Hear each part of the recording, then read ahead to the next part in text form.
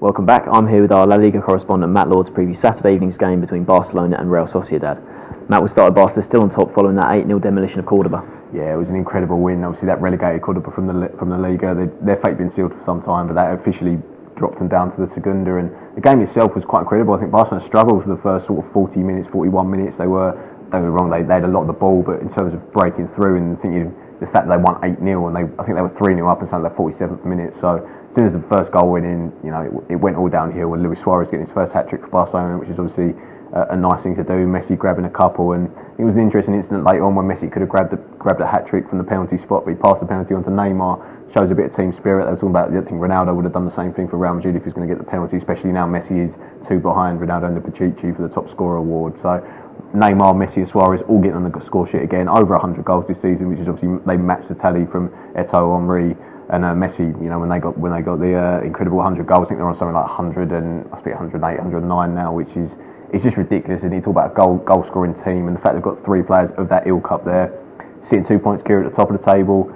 keep winning games, 35 points, 87 points. They finished 87 points last season, ended up finishing second. So the fact that they're 3 points behind Atletico last season, but they're going to obviously better that tally. And I think the most fascinating thing about the title race is the game they play next week with Atletico Madrid away. That's going to be the one, because obviously if they win their last 3 games, they won the league, but drop points in that one. And interestingly, if they get a draw there, if Real Madrid and Barca finish on level points, Real Madrid have the better head-to-head from the games between them. So Real Madrid will win the league. There's no goal difference in Spain. So it's that game next week. I mean, you're talking about they played Deportivo last game of the season, Barcelona. So I think they'll win here. Deportivo at home, they'll win. So the game against Atletico Madrid is just incredible. They're still on for the treble. Most goals in the league, 105. Only 19 conceded.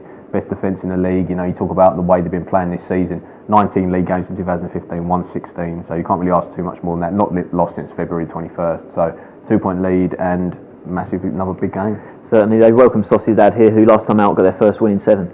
Yeah, good win against Levante. At home this season, Sociedad have been pretty good. They are good at home in terms of the league, but they're still in 11th in the table at the moment. They're 5 points off the top 7 with 3 games left. So talk about there's a big battle. Malaga have had poor form. Bilbao is sitting in 7th at the moment. Probably not going to finish in the top 7. Moyes has come in, 24 league games he's had in charge now. Won 8, drawn 10, lost 6. So 6 from 24 is not too bad in terms of defeats. They had some big wins this season. They've beaten Barcelona and Atletico, big Real Madrid earlier in the season as well, so that's incredible. Did not spend in January, though. Talk about Ings going there, weren't there, for Burnley, but did not spend in January. Talk about Moyes maybe leaving the end of the season. I don't think that's the case. West Ham being linked with them, no Premier League, Newcastle maybe, but I think Moyes will stay in Spain. Their away from this season has been poor. They've only won once away from home all season, so that's the idea of why they're struggling in terms of not pushing for the top of the table. Because Sociedad finished 4th, didn't they, a couple of seasons ago? They're in the Champions League and never really sort of pushed on from that in terms of, the season before under Arrasate, but they've been hit by injuries. Carlos Vela's obviously, everyone knows about Carlos Vela. Still their top scorer this season with 8 goals. He's been injured for most of the season. Agarecho's next on the list with 6 goals.